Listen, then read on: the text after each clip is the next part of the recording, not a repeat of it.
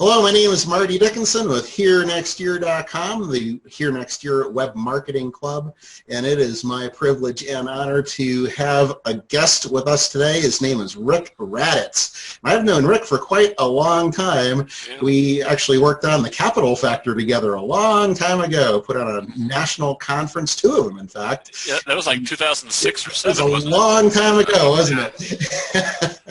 And I've always known Rick from the days of when I first signed up for one of his products initially. He was a speaker at one of the first internet marketing conferences I ever went to. It was put on by Fred Gleek, like 150 years ago. Yeah. And Fred had this guest speaker, and that's where you were introducing instant audio to the world.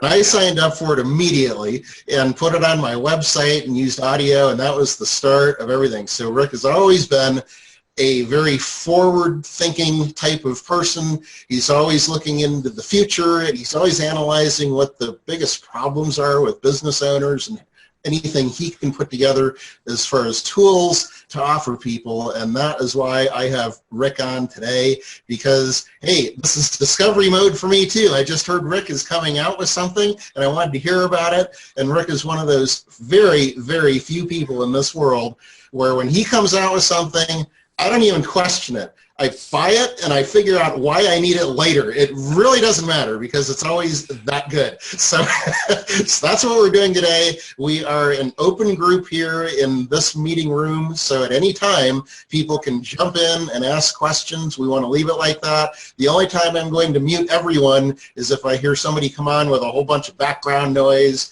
you know, cars driving by, things like that, dogs barking, then I'll put mute on. But that's what I like to do is if we're meeting Rick in a real room setting. I want people to be able to jump in, and we're just going to interrogate you for a while. How's that, Rick? That's awesome. Absolutely. Well, great. Well, let's just kind of kick it off by, why don't you just give us an introduction? What was the problem that you saw in the industry today, and what did you do about it? Well, the problem I saw is that, you know, people want to achieve their business goals, right?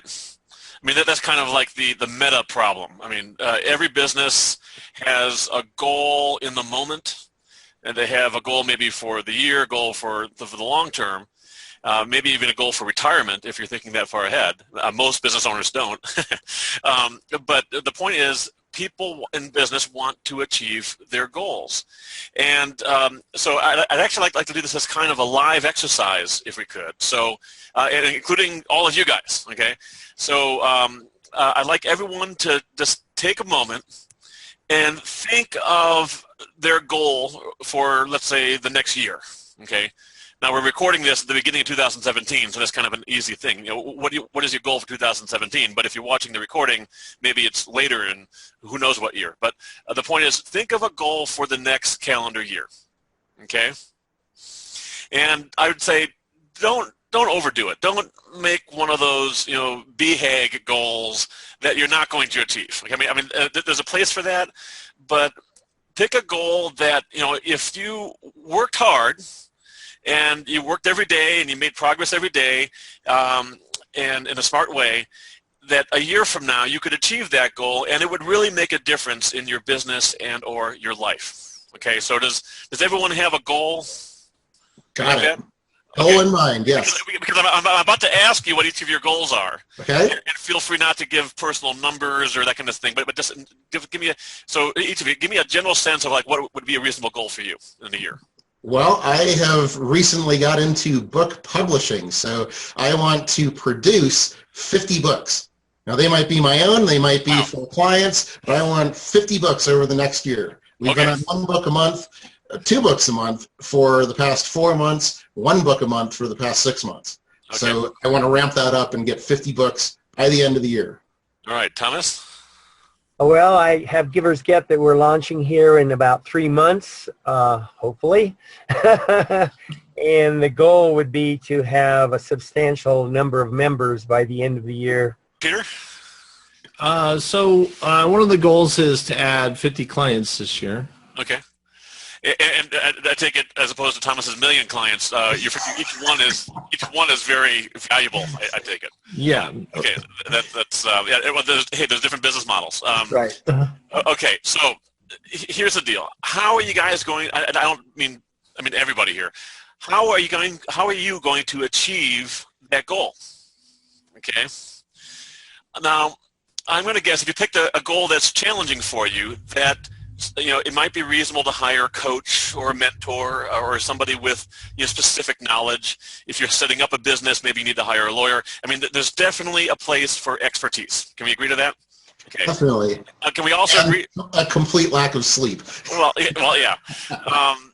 I often said when I was launching my businesses in the early days that I didn't want to compromise my business or my family, so I gave up on sleep. Exactly. But here's the point: there is a place to hire the experts, and can we also agree that the experts, if they're any good, are pretty expensive?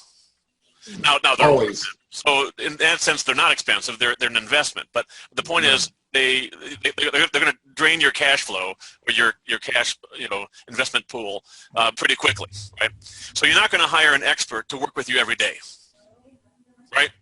Probably true. I mean, if you have that kind of money, woohoo! Yeah. That'd be amazing. Outsource your whole business and you're done, right? But then if you have that kind of money, you don't need to even have a business. You're just done. So here's the point. You working alone is one option. You hiring an expert and meeting with them like once a month typically or something like that is kind of another option. But I think there's a gap in the middle. And a lot of businesses, a lot of innovation happens by recognizing gaps and then filling those gaps. And so what we're announcing today is something that fills the gap between you working alone and you hiring an expert to sit by you every single day, which would be valuable, but cost prohibitive. And what we came up with is something called